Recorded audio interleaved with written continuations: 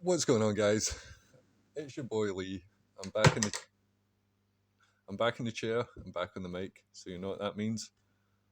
Roll the intro.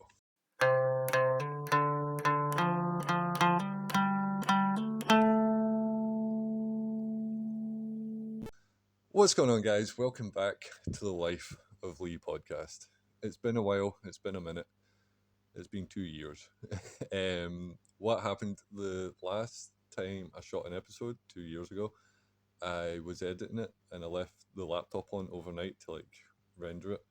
And when I woke up the next morning, the laptop was completely dead, and I've just not got round to getting back to it yet. So what I'm going to do, the first 24, 25 episodes that I shot, I'm going to call that season one, and starting from now, this will be season two. So fuck, it's been a while since I've done this. Yeah, if you're an old viewer checking back in, it's good to have you back. If you're a new viewer, fuck knows how you found this, but it's good to have you here. And Dzień dobry to anyone that's watching, you know who you are. So yeah, what the fuck has happened in the last 2 years? Jesus fucking Christ. Where do I begin? What have I done acting wise? Fuck. I got to work on Crime, the series by Irvin Welsh, who wrote Trainspotting. It was a great experience. I got on.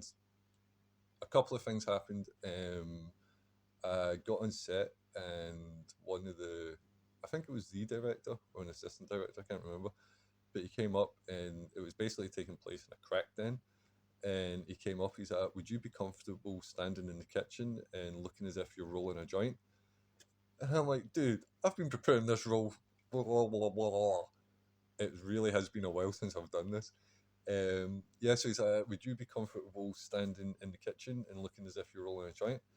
I'm like, "Dude, I've been preparing for this role since I was 13 years old. This is like method acting right here."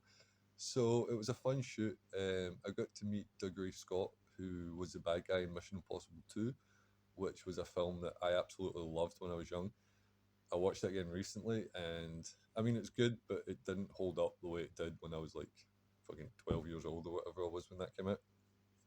Um, I get cast as a knight in a web series called Wrath or Wrath, which was awesome because I was in like full armor, and I had a really good scene. I was like the prince's right hand man, and he was having like a discussion with some other soldiers and stuff, and I was like the antagonist in the scene. You know, I was trying to not turn people against each other, but I was just trying to be the voice of reason. So that was a great shoot. It really was. Shout out to fuck. I cannot remember that dude's name. In the last 2 years, my memory has decreased so much.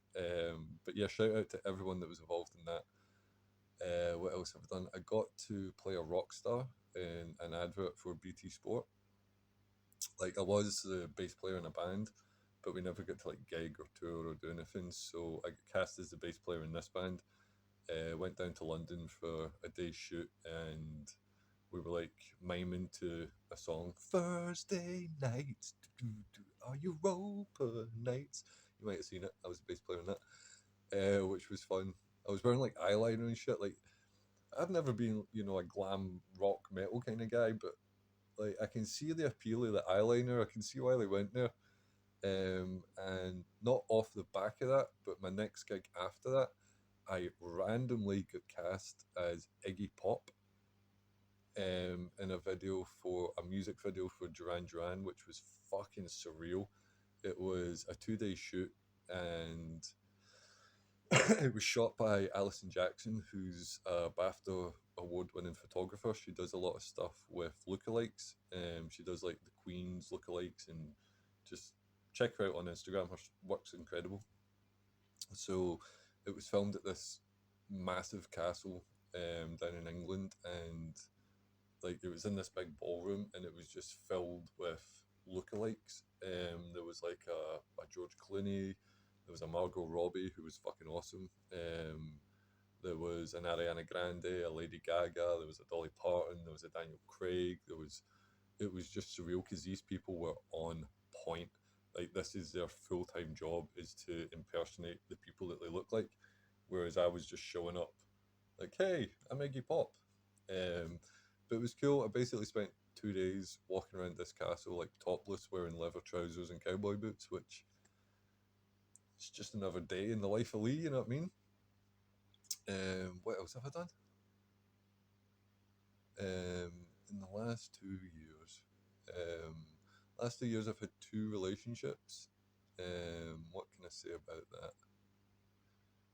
Don't date your dealer and don't date your ex. Moving on. Um, so what else? Oh, I finally went to Amsterdam with Dr. Gary Yates, previous guest in the podcast. Like me and him met 13 years ago, and pretty much the first day we started talking about Amsterdam. Like I hadn't been at this point, but Gary had been a few times. He was telling me about it. He says it's awesome. Blah blah blah blah blah. So we pretty much decided the first day we met, like, oh, one day we're gonna go to Amsterdam together. So it took 13 years, but we done it, and it was an incredible trip. Also, Dr. Gary Yates is now the chief scientific officer for one of the largest seed companies in the world, which is the guy's crushing it, and he's about to launch his own podcast. So, if you're a fan of my content, if you're a fan of Gary when he was a guest on the show, you'll definitely love his podcast, and I'll link it when it's available. Um, what else? What else? What else? What else? 2 years, you'd think there would be so much stuff that I've done, but and I have done some stuff. I've got a new motorbike, Honda CBF. Crashed it a couple of times. Came off it and broke my wrist last November, which fucked me up because I'm now working for a supermarket in the warehouse. So I'm basically just stacking boxes of like fruit and vegetables all day long. But I mean, like it's a graft, you know. It's like work. I'm moving like I worked out. It's like roughly 2 tons a day. I'm moving. Like I just pick up the boxes, stack them on pallets on my pallet truck, and I take the pallets away, drop them off, come back, blah blah blah. So trying to do this with a broken wrist was was brutal, and also affected my training for a while. Like I didn't really train for a while, but I'm starting to get back into that now. In terms of psychedelics, I haven't done DMT in quite a while, although I've got some. I was microdosing on mushrooms for a while, and here's the thing: like when I started doing mushrooms, I was doing macro doses. You know, I wasn't interested in micro doses. I wanted to go to the mountaintop. You know what I mean? I wanted to take the elevator to the basement. Pardon me. Wow. Um, so yeah, microdosing. It never really appealed to me. But my mate started doing it, and I started doing it, and see the effect it has on your mental well-being. It is incredible. Like I've usually got a lot of mental chatter going on. You know, I'm just thoughts are just constantly flowing over each other. And when you microdose on mushrooms, it's as if your mind just goes clear. And if you want to think about something, you can turn to it with your full, mental capabilities. But if you don't want to think about anything, then you don't, and your mind's just clear, and you just do. Don't get me wrong. I hope no one from work sees this, or no one that's a grass anyway. But I was microdosing in work, and it was like chocolate bars I was getting. It was 2.5 gram chocolate bars. I was doing 4 squares, and it was fine. There was absolutely no like visual effects. I wasn't tripping out or anything. It was just really good for the mental acuity. Is that the word acuity? Fuck knows. But yeah, not too long ago, I thought, fuck it, 4 squares doesn't really do much, so I'll pop 8 squares. 8 squares is not a microdose, ladies and gents, not at all. Colors were moving. I was literally tripping balls. It was a it was a long fucking shift. I also tried 2CB for the first time. 2CB is a psychedelic that's a lot of people say it's like ecstasy and acid mixed together, which it is, and it's also like it's meant to be very similar to mescaline. I've never done mescaline, but if that's what it's like, and what a fucking drug it is! It's a good psychedelic to explore. I'm not usually, or not anymore anyway. I'm not that big a fan of the chemical kind of aspect of drugs, like acid and fucking ecstasy and that kind of shit. I've been trying to keep it natural the last few years, but these two little pills that I took, god damn, they had a kick to them. So yeah, I done truffles a couple of times in Amsterdam. That was incredible. I might do a full episode in Amsterdam because I absolutely love that place. I've only been there 3 times now, but just the whole place, like it's not even the fact like, oh, you can smoke weed and you buy mushrooms and that kind of stuff. Like that's obviously a great aspect of it, but um, it's just the city itself. It's the people. It's the layout. It's how the Dutch people just do stuff. It's just a better place to be. And so yeah, I might actually do an Amsterdam episode because fuck knows what else I'm gonna do episodes on. Um, what else? What else have I been doing? Started writing a book. Sorry, I've started writing 2 books. One of them's just about my personal experience with DMT, and the other one is a fiction book with DMT as the kind of um, the propagator of the plot. DMT like really moves the plot along. It's all to do with alternate realities and all that kind of stuff. So I'm just chopping away at that.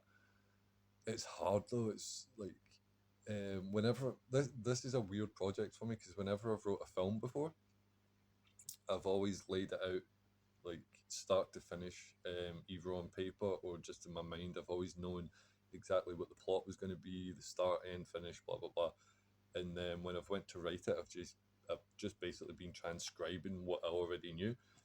But with this novel that I'm writing called The Intersect, um, I started off. This idea came to me of a conversation between a young guy and an old guy on a bench, and then at the end of the conversation, the old guy stands up, and the old guy's been using 2 canes, and he stands up, and he reveals that they're cane swords. You know, see like the sword hidden in the cane, and he pulls one out, and he ends up cutting the guy's head off, the young guy, and that was all I had. I don't know where this came from, like how I pulled this idea from the ether, but the conversation itself, I don't know if you've ever read the Dark Tower series by Stephen King, but the conversation was very reminiscent of the conversation that the character Roland has with the character Walter. And this was like my interpretation of it. But that was all I had for the story. That was the whole genesis, the starting off point of this intersect story was just this conversation. So as I've been writing it, I I have no idea what's going to happen. Like the story is literally being revealed to me as I type away. So like I've had to double back a couple of times as I've thought of new things later on that adjust the story. So I've had to come back and change things and blah blah blah. But it's nice just having a project that I can just bang away on whenever I want. There's no deadlines, no one's waiting on it. It's just me doing what I can. I'm sorry, I've really not slept in the last 2 days. What else has been happening? Um, yeah,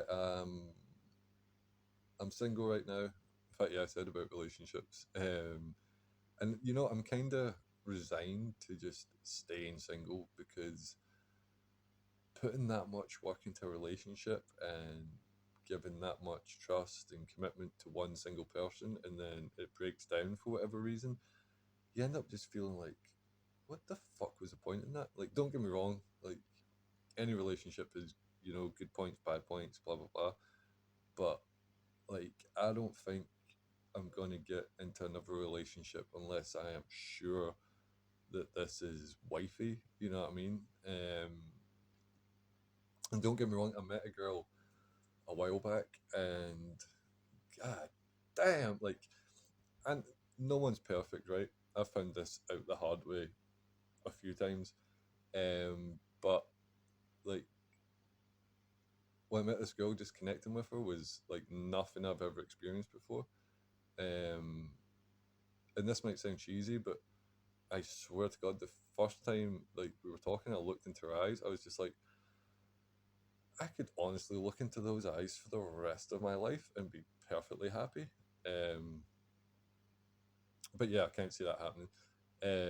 So yeah, I'm not gonna just frivolous, frivolously get into any more relationships unless I'm fucking sure that it's gonna be worth it. Other thing, oh yeah, fuck, I am. It is today's the 25th of May.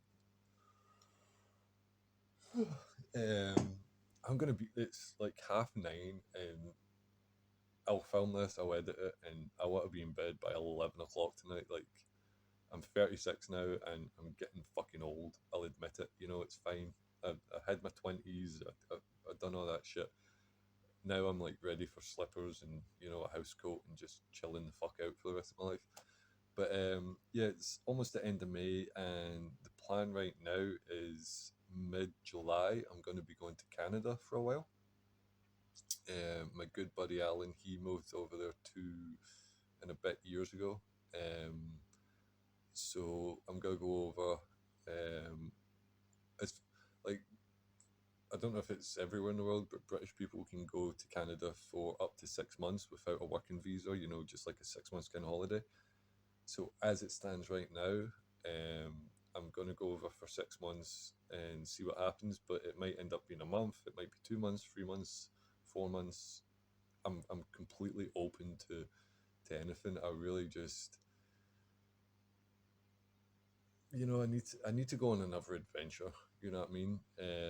Like I moved country back in 2016. I lived over in Northern Ireland for 2 years, and it was great to see just the complete disconnect from everything from everyone from everyone who knows you. Just being being able to go over and not start fresh, but just start rejuvenated. Like the only person's image of yourself that you're playing up to is your own. Do you know what I mean? And I need that. I need to get away. I need to just see new play. Pardon me. Oh, I keep feeling like I'm gonna like burp, but it's not a burp. It's like between a burp and a yawn. Yawn. When has there ever been an R in the word yawn? Um, Also, this might be the first podcast that I've ever done where I'm not high. I've been greatly trying to reduce the amount of weed I've been smoking lately because I was taking the fucking piss with it. I really was. Um, so yeah, fuck. Go to Canada for a bit. Hopefully, I'll be able to continue the podcast, and we'll see where that chapter of my life takes me. Do you know what I mean? Like, I really feel. I might have said this before in the podcast, but for me, the point of life is to simply experience as much as possible. Like I read this statistic before, and it says like 80% of people live. Uh, 80% of people are born, live, and die. Born, live, work, and die within a 5 mile radius, and that fucking terrifies me, man. Because there's a big, big world out there, and I know I get the fact like people want to stick by their family, they want to know, they want to like live in places where they feel familiar and all that kind of shit. But for me, I want to live in as many places as possible. I want to visit as many countries as possible. I want to get as far away from the 5 mile radius where I grew up. I want to get as far away from that as possible because, you know, my time's running out. All of our time's running out. And this is something that people just don't have at the forefront of their mind. Like, we are going to die one day, you, me, everyone, but people don't acknowledge that. People think that we've got all the time in the world, and we don't. Anything could take us out at any time. So do whatever you can to live a life that was well lived. You know what I mean? Um, Make sure that you tell the people that you care about them. Like so many times when someone dies, the sadness and the grief that a lot of people feel is simply because they never let that person know exactly what they mean to them. You know, it's always banter, it's always taking the piss out of each other. And I'm not saying like be stern and serious every single day and pour out every emotion, but let the people that are close to you know how you feel about them before it's too fucking late. And it should be standard to tell your friends that you love them, to tell them how much you appreciate them, and that kind of stuff. You know what I mean? Before they're not there anymore. But people, they just don't want to acknowledge that the time is constantly running out. But I do. It's something that, like, thanks to DMT, I've been through the death experience. And you can discredit that as much as you want, but I went through it. I know how it feels like. I know what I experienced. I know what I saw. And it is 100% what happens to you when you die. Like, I've been watching this YouTube channel, and it just curates stories of people that have had near death experiences, and the correlation between a near death experience and a DMT experience is so close. It's like it's the same fucking thing, but I don't know if I've said this in the podcast before. I'm probably going to say that a lot in the next couple of episodes because it's been 2 years and I really have no fucking idea what I've said in the podcast before. But I think what happens with a near death experience, if you're in a car crash or you have a heart attack or whatever, and you're dead for like 7 minutes, and then the doctors bring you back. I think what happens with a near death experience is you go to the same place as you go to in DMT. You return to the source, but you're going there still under the veil of the human experience. And that's why when people have near death experiences, they'll say, "Oh, I went up to heaven, and all my dead relations were standing there waiting for me," and that kind of shit.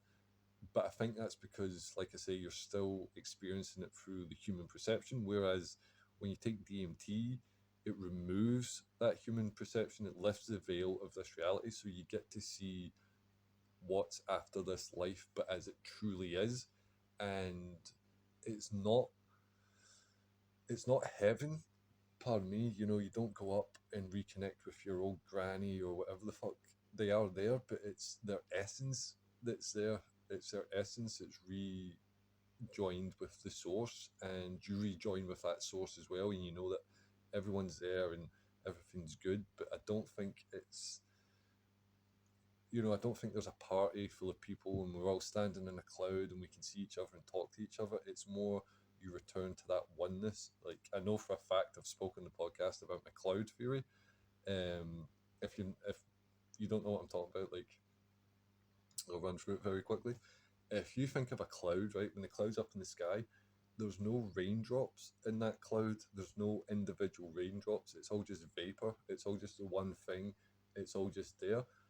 But then when it starts to rain, the raindrops fall out of the cloud for whatever fucking reason. But yeah, the raindrops fall out, and as soon as the raindrops fall out, they become individuals, and each raindrop believes that it is an individual because it's separate from all the other ones, and they believe that they're separate, and that's them, I'm me, that's him, blah blah blah. But then these raindrops fall to the ground. This is all a metaphor for humans, by the way. So these raindrops fall to the ground, they are born, and one of these raindrops might land in a river and, get swept away for miles. One of them might land in a puddle, one of them might land in a palace, one of them might land in a piece of dog shit. The circumstances of where you land don't really matter. Um, but then what happens is the rain evaporates and it goes back up into the cloud, and then this water droplet that thought it was an individual, that thought it was separate, it goes back up into the cloud and becomes vapor again. It loses its oneness, it loses its individuality, and just becomes part of the source again. And that is exactly what happens to us. Because I was talking to someone about this the other day. Like, people think that they're brand new things. Like, people seem to think, the day they were born, they were made, they were created, they're a brand new thing, but they're not really. Like, the atoms that are in your body, the iron, the calcium, the carbon, those atoms were made in stars that, like, went supernova billions of years ago, and those atoms have, traveled through space and light years to get here. And one of the carbon atoms that's in you right now, it might have been a part of you know, getting, I can't pronounce that name. It might have been a part of Alexander the Great back in the day, or it might have been part of fucking Marilyn Monroe, or whatever the fuck. Like the atoms in your body that make you up are billions of years old, and you're just the newest incarnation of these things. Um, so like you are so much older than you think you are. Your physical body, but your actual conscience as well is so much older than you. It's so much older and so much more expansive than you could ever possibly fucking imagine. And people just don't recognize this. You know what I mean? People have no idea of the power with which is contained within them, and they try and dull themselves, you know, by watching TV or getting involved in, you know, what other people are doing. Like, right, I'll support this team. If they win, I'll be happy. If they lose, I'll be sad. Or, pardon me, what is happening with me? Pardon me. Um, yeah, people just kind of forget their divine power, or, you know, if they're religious, they'll give up their divinity to honor another divine being, if that makes sense. Like, no one should be worshipping anyone that's came before him, because, like, right now it's the 25th of May 2023. If you're watching this, like, we are the cutting edge of human civilization. Like, we are as far as it's ever been before. Like, this is a brand new day. No one should be looking behind at what happened 2,000 years ago, 5,000 years ago, and trying to, you know, hitch their wagon to that kind of stuff. Like, it's your life, it's your experience. That is all that matters. Like, don't praise people that came before you. Praise yourself. It's your life. You are the god in your life. You are the deity in your life. You're the only person that has any say in what you do, and you're the only person that really gives a shit about what you do. If we're being honest, people generally, they don't care about what you're doing. Do you know what I mean? Which should free you up to do whatever the fuck you want to do in life. Um, Yeah. Oh fuck. Another thing I've done in the last 2 years. This was. I'll probably do a full episode in this, because fuck me, this was without a doubt the most terrifying thing I've ever done in my life. I am a massive fan of stand-up comedy, right?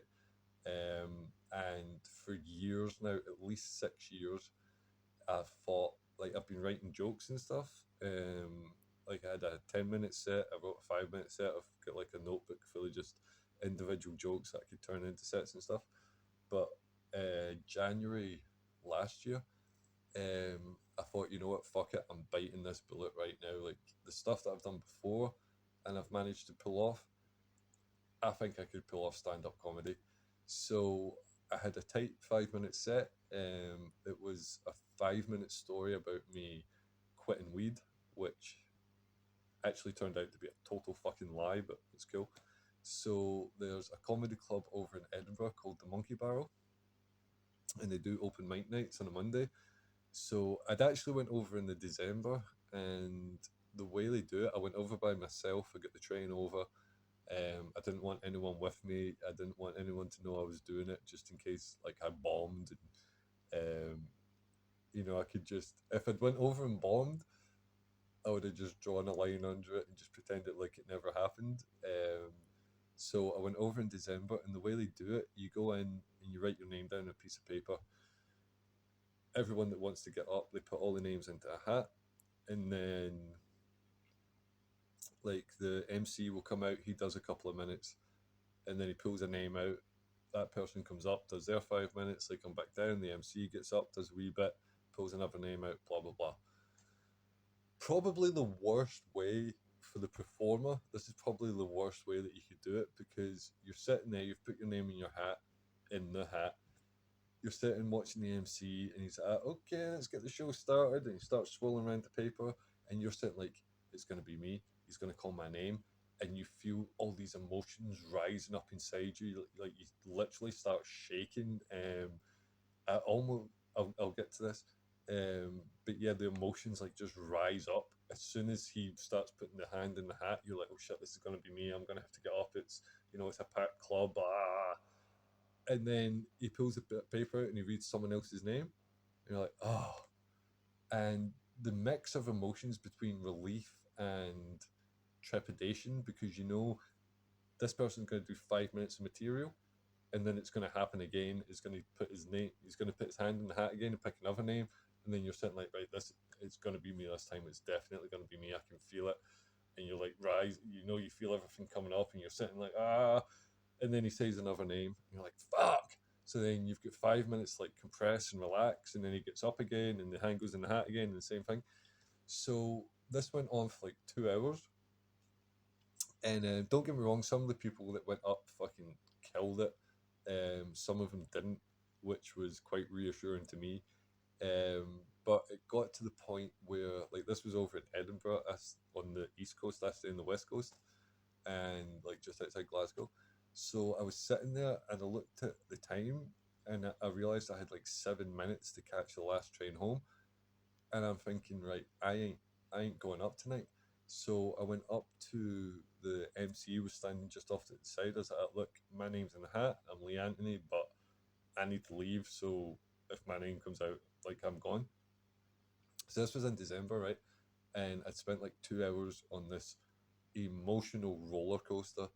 And then I left, and see, as soon as I went outside and the cold air hit me, I think, like, I had one panic attack once years ago when I was a teenager. It was just a fucked up situation, but it freaked me the fuck out because I didn't know what the fuck a panic attack was. But I came out of this club and the cold air hit me, and I was like rushing to get the station, and my heart started beating like out of my fucking chest. I honestly thought, I'm about to die. I am going to die on this fucking street. No one's around. Like, I'm just going to die on the cold, hard fucking cobbles of Edinburgh. But it eventually subsided. I got the train home. But the feeling of, like, it took a lot for me to psych myself up to actually go and do this. I'd had the set wrote out for a while. I'd rehearsed it. I knew every bit of it. It was almost to the point where it was committed to muscle memory. Um, like, I knew the punches, I knew everything, and I was sure that that was the night that I was going to do it. And then it didn't happen, and I just had to get the train home myself, feeling so dejected. Not rejected, just dejected. So a couple of weeks later, oh fuck me. A couple of weeks later, I thought, right, I'll go back over, do it again. So I went over, and I completely got into the headspace of a comedian. Like, to me, when I was on the train going over, I was like, I'm a comedian tonight. You know, I'm going to a new city, not a new city, but I'm going into Edinburgh. I'm going to do my gig. You know, I'm going to walk around the city for a bit first, do some exploring, and then I've got a gig later on. Like, I was in my mind, I was a professional comedian. This had been my job for years, and this was just, it's kind of the headspace I had to get into to just get over the fucking nerves. So I went in, I sat down, a couple of comics had came up, and then my name got pulled out of the hat.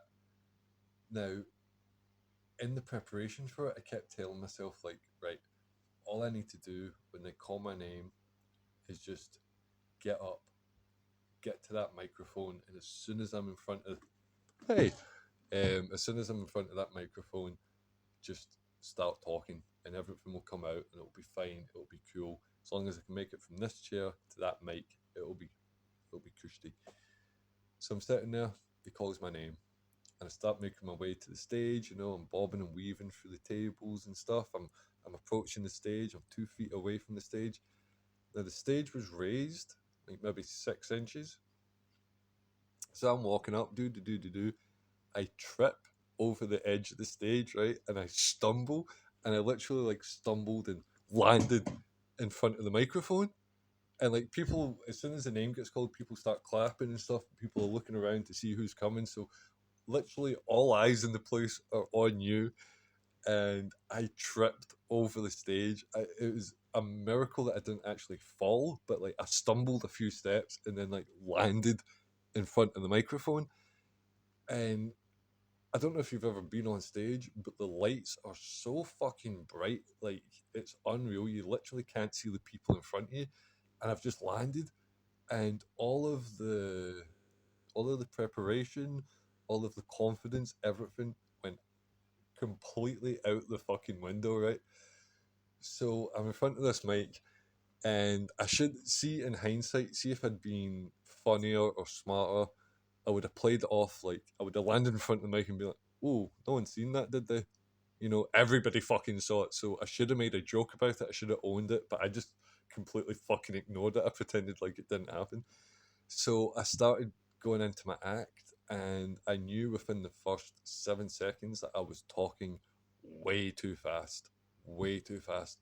But it almost became an out of body experience. Like my mouth was going here, but my mind was like back here, and I was trying to tell myself like, "Whoa, slow down, slow down, slow down, slow down," and it got to the point like I actually had to take my head away from the mic and do a hard swallow because I mean, if you've watched this podcast before, even this episode, you've seen me like fuck up talking. You know what I mean? I've been doing this shit since I was like 3, and I still fuck up talking.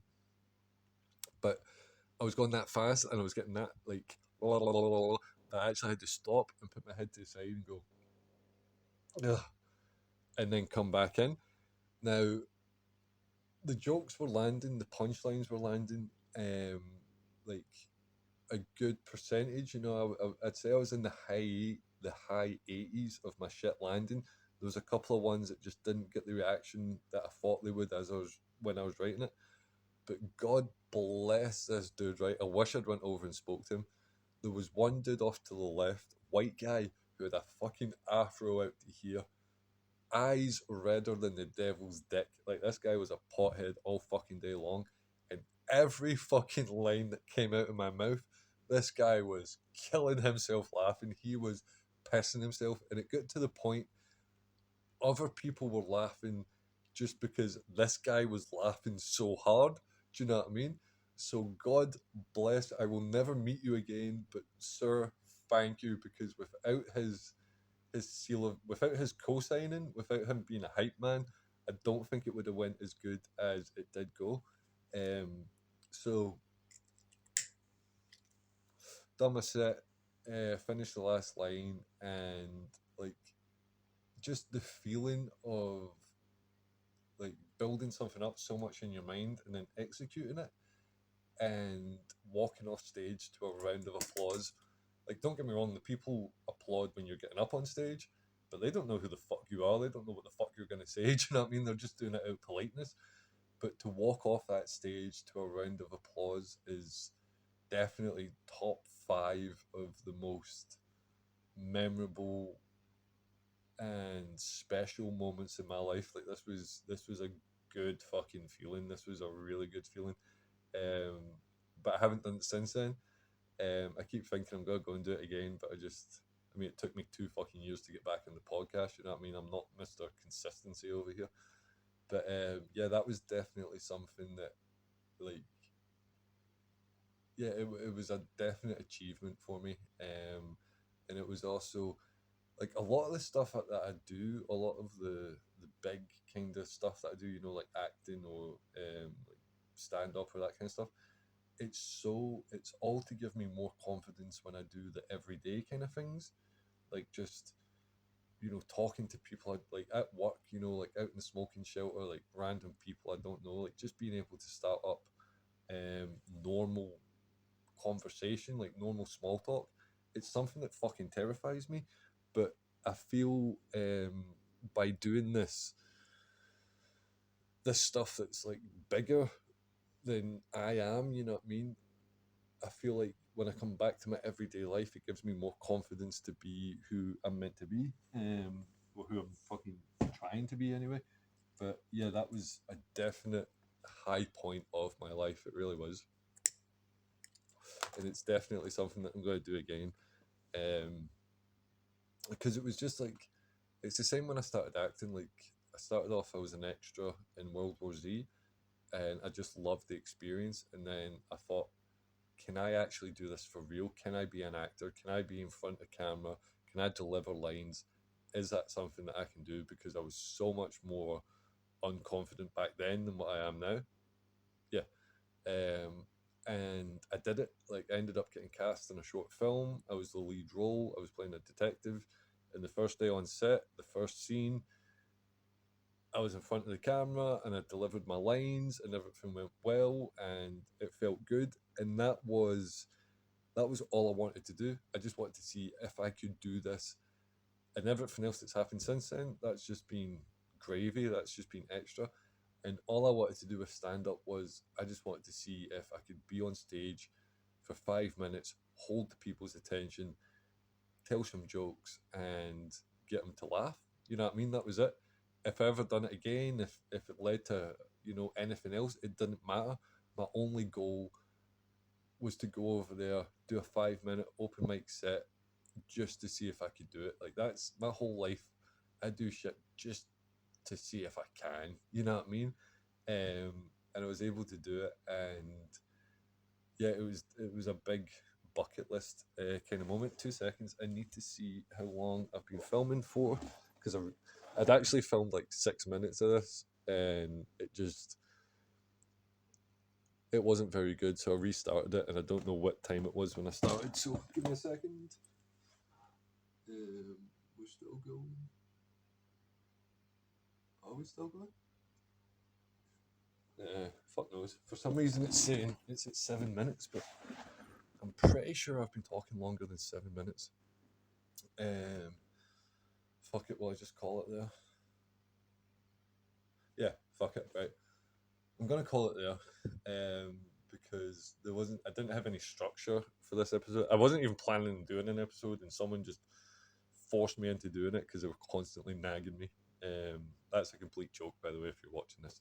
And I hope you are watching this because you're kind of the reason that I'm doing this right now. But yeah, I'll leave that there. We'll call this season one, no, episode one of season two. I'll try and get back to the weekly schedule. What was I doing before? I was filming it on the Sunday and releasing it on the Monday, and now it's Thursday. um, but yeah, this episode, just a recap, just to let you know how I'm doing. Fucking hell, there's something wrong with me. Um, yeah, this was just a reintroduction. Let you know I'm still here. I'm still doing it. I'm still out here, and I'll come back and I'll do some more. So it's been a while, but ladies and gentlemen, thanks for watching. I'll catch you in the next one. You take care.